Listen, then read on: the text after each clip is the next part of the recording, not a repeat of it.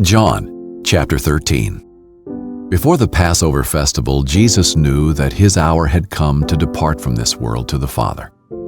Having loved his own who were in the world, he loved them to the end. Now when it was time for supper, the devil had already put it into the heart of Judas, Simon Iscariot's son, to betray him. Jesus knew that the Father had given everything into his hands, that he had come from God, and that he was going back to God. So he got up from supper, laid aside his outer clothing, took a towel and tied it around himself.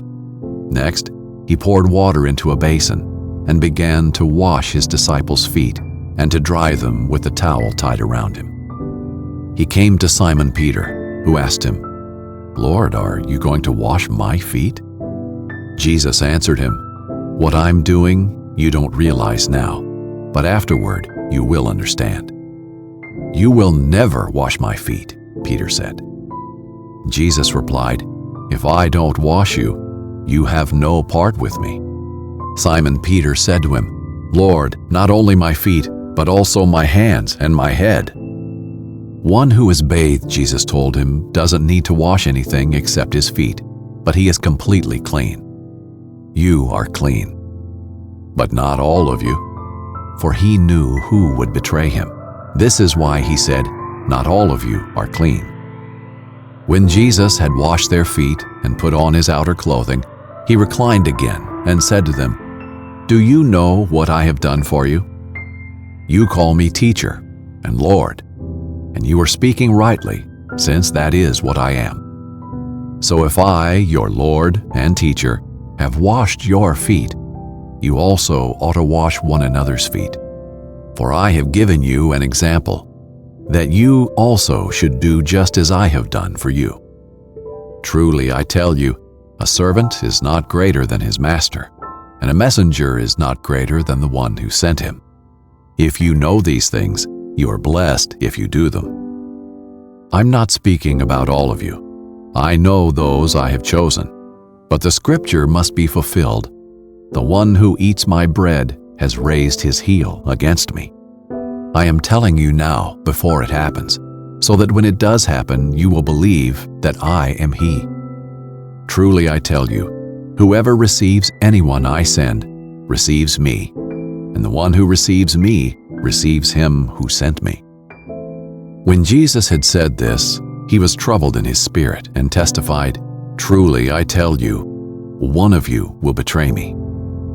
The disciples started looking at one another, uncertain which one he was speaking about. One of his disciples, the one Jesus loved, was reclining close beside Jesus. Simon Peter motioned to him to find out who it was he was talking about. So he leaned back against Jesus and asked him, "Lord, who is it?" Jesus replied, "He's the one I give the piece of bread to after I have dipped it." When he had dipped the bread, he gave it to Judas, Simon Iscariot's son. After Judas ate the piece of bread, Satan entered him. So Jesus told him, "What you're doing, do quickly." None of those reclining at the table knew why he said this to him. Since Judas kept the money bag, some thought that Jesus was telling him, "Buy what we need for the festival," or that he should give something to the poor. After receiving the piece of bread, he immediately left, and it was night. When he had left, Jesus said, "Now the Son of Man is glorified, and God is glorified in him. If God is glorified in him, God will also glorify him in himself, and will glorify him at once. Little children, I am with you a little while longer. You will look for me, and just as I told the Jews, so now I tell you, where I am going, you cannot come. I give you a new command: love one another. Just as I have loved you, you are also to love one another. By this, everyone will know that you are my disciples, if you love one another."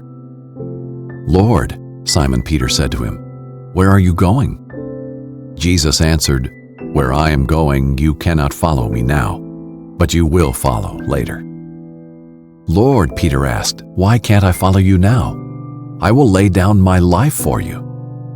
Jesus replied, "Will you lay down your life for me? Truly, I tell you, a rooster will not crow until you have denied me 3 times."